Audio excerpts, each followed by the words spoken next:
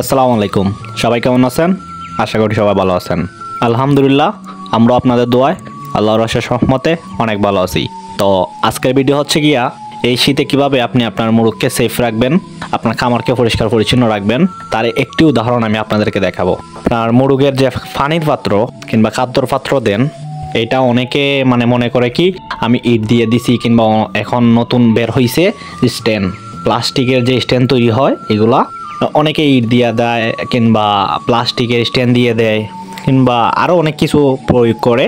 তো অনেকে মনে করে কি এগুলা দেওয়ার পরই মোটামুটি এগুলারে 6 মাস যাক, 2 মাস যাক, 3 মাস যাক, তারপর এর ভিতরে আর পরিষ্কার পরিচ্ছন্ন করা লাগে না। তো ওইসব মানুষদেরকে উদ্দেশ্য করে আজকের এই ভিডিওটা। কারণ হচ্ছে এগুলাকে মিনিমাম আপনার 15 থেকে 20 দিন পরেই আবার পরিষ্কার করা লাগে, আবার চেঞ্জ করা লাগে। কেননা কারণ এই যে আমাদের এই পানি পাত্রগুলো দেখতে পারতেছেন, এগুলা প্রায় 20-25 দিন ধরে আমি এগুলারে পরিষ্কার করি নাই, অন্যান্য কাজের কারণে এটার উপরে আমি তেমন একটা ধ্যান দিতে পারি নাই। তাই আজকে হঠাৎ করে ভাবলাম যে না আজকে পানির পাত্রটাকে পরিষ্কার করব। কেননা কারণ এখন কিন্তু শীতের সময়, আর এই শীতের সময় যদি আমি এগুলো ঠিকঠাক মতো ভালো করে পরিষ্কার পরিচ্ছন্ন না রাখি তাহলে দেখা যাবে কি আমার খামারে রোগ প্রতিরোধ বেড়ে যাবে, রোগ প্রতিরোধ ক্ষমতা কমে যাবে, খামারের মুরগির প্রতি বিভিন্ন ব্যাকটেরিয়া অ্যাটাক করবে। তো ওইটার জন্য আমি আজকে ভাবলাম যে পানি পাত্রগুলো পরিষ্কার করব। তো যেমন কথা তেমন কাজ আমি এক এক করে করতেছি। আপনারা নিজের চোখে দেখেন যে কৃষকের ময়লা এই ইটের তলে কিংবা স্ট্যান্ড যেটাই দেন না কেন আপনারা, ওইটার তলে কৃষকের ময়লা তৈরি হয়, ওইটা আপনারা দেখলে পরে কিছুটা হলো আন্দাজ করতে পারবেন। ওইটার জন্য আমি আপনাদেরকে বলছি, অনেকে আমার যারা আশেপাশে পরিচিত আছেন তাদেরকে আমি বলে থাকি এই জিনিসটাকে ভালো করে পরিষ্কার রাখার জন্য। তো অন্যান্য কাজ করতে গিয়া কিংবা আপনাদেরকে একটা জিনিস দেখাতে গিয়ে আমি আমার নিজেরটাই ভুলে গেছি।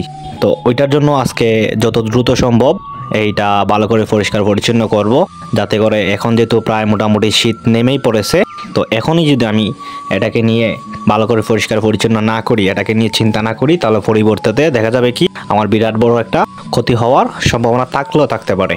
তো বিপদের কোনো হাত পাও নাই, যত দ্রুত সম্ভব আপনারা নিজের বিধি ব্যবস্থা করে নেন, কারণ বিপদ আসলে হায় আফসোস করবেন। তো এর থেকে ভালো বিপদ আসার আগেই আপনারা এটার ভালো একটা ব্যবস্থা করে রাখেন। আর সাথে আশেপাশে কিছু শক্ত মাটি লেগে আছিল, যেগুলো আমি ভালো করে নাড়াচাড়াও করি নাই। এই যে দেখতেই পারতেছেন আমি সাথে এগুলোরও ভালো করে উলট পালট করে জর্জরা করে দিয়েছি, যাতে করে ভালোগুলা জর্জরা থাকে, মুরগগুলোর জন্য যাতে ভালো হয়। তো যাই হোক, পরিষ্কার করার পরে মোটামুটি খামারটাও দেখতে ভালো লাগতেছিল, পানির পাত্রটাও মোটামুটি অনেক সুন্দর লাগতেছিল কাজ করার পরই। তো আমি আপনাদেরকে বলবো আপনারা এরকমভাবে পরিষ্কার করে রাখবেন, যাতে করে আপনাদের খামারটা সেফ থাকে, মুরগগুলা যাতে সেফ থাকে। তো এই তো ছিল আজকের ভিডিও। আমি এরকমভাবে সংক্ষিপ্ত আকারে ভিডিও তৈরি করি যাতে আপনাদের ভিডিও দেখতে কষ্ট না হয়, বোরিং ফিল না হয়, অল্প টাইমে অনেক কিছু বলার চেষ্টা করি। তো আমার এই ভিডিওগুলো যদি আপনাদের কাছে ভালো লাগে থাকে তাহলে প্লিজ আমাদের চ্যানেলটাকে সাবস্ক্রাইব করে পাশেই থাকবেন। ধন্যবাদ সবাইকে। আসসালামু আলাইকুম।